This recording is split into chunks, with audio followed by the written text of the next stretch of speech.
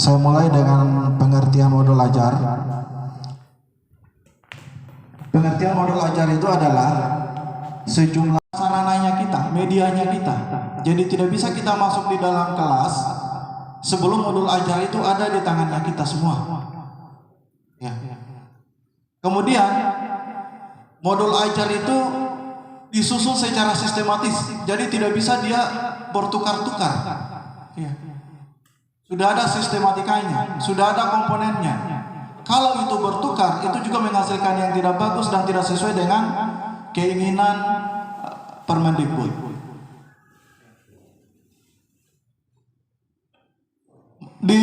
Kemudian dirancang dengan menarik.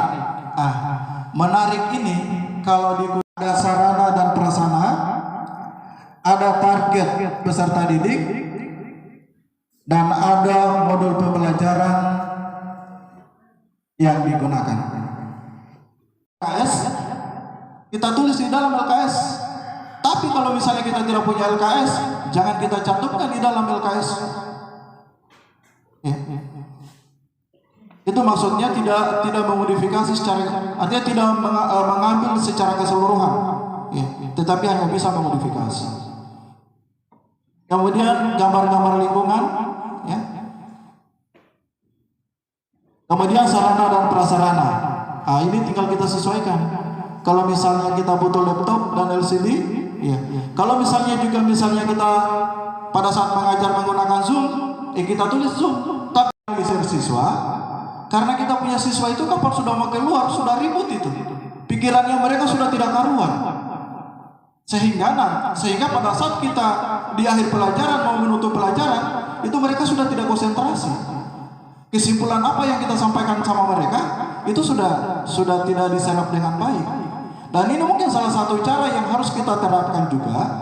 Dan ini merupakan urutan-urutannya kita dalam mengajar sesuai dengan modul ajar yang dibutuhkan atau yang diharapkan oleh kementerian. Pelajaran yang kita tidak melibatkan kerja kelompok, asesmen kelompok, jangan kita lakukan.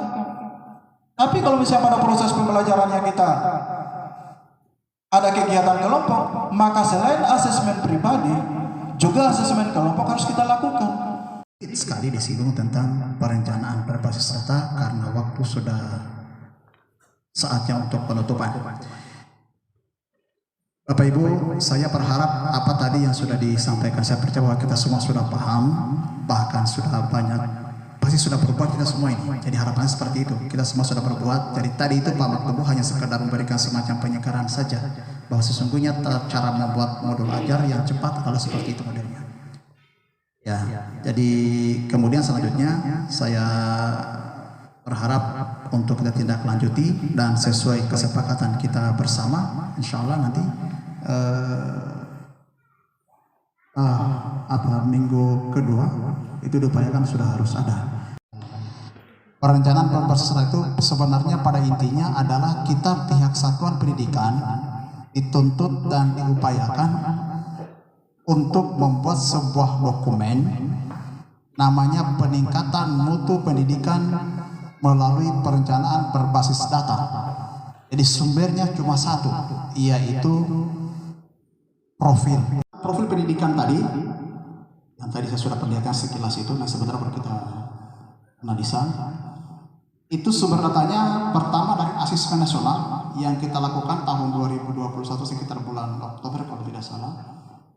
Ya, di dalamnya AKM-nya, kemudian survei karakternya dan survei lingkungan pelajaran termasuk yang kita isi. Sudah guru itu sumber data pertama yang asesmen nasional. Yang baru kita sudah mengisi lagi baru-baru ini. Kemudian yang berikut sumber datanya dari Dapodik. Tadi itu modelnya seperti tadi itu sumbernya pertama dari asesmen nasional, yang kedua dari Dapodik, kemudian yang berikut dari EMIS kalau Kemenak, data pendidikan Kemenak, kemudian dari platform digital guru dan kepala sekolah, kemudian dari tracer study bagi SMK, data GTK dan BPS dan lain-lain. Itu sebagai A24 dan A26 di sini. Ini A24 ini dengan A26. Ya, A24 52 kali 52 nilainya, A26 52,47 ya. Itu yang kita tingkatkan. Bapak Ibu, kemudian saya di sini mengambil benahinya. Saya ambil benahi 6 dan benahi 2. Jadi itu benahi itu dia bisa dipakai beberapa kali, tidak ada masalah. Mungkin cuma itu yang pertemuan kita kali ini. Kalau ada yang mau disampaikan baik itu terkait dengan kerja kita di sekolah atau mungkin terkait dengan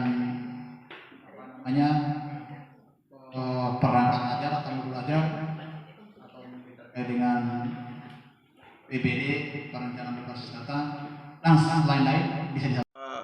Kegiatan upaya peningkatan kegiatan literasi itu juga diperuntukkan untuk siswa. Mungkin bisa kita tambah satu jenis kegiatan yang bisa melibatkan siswa.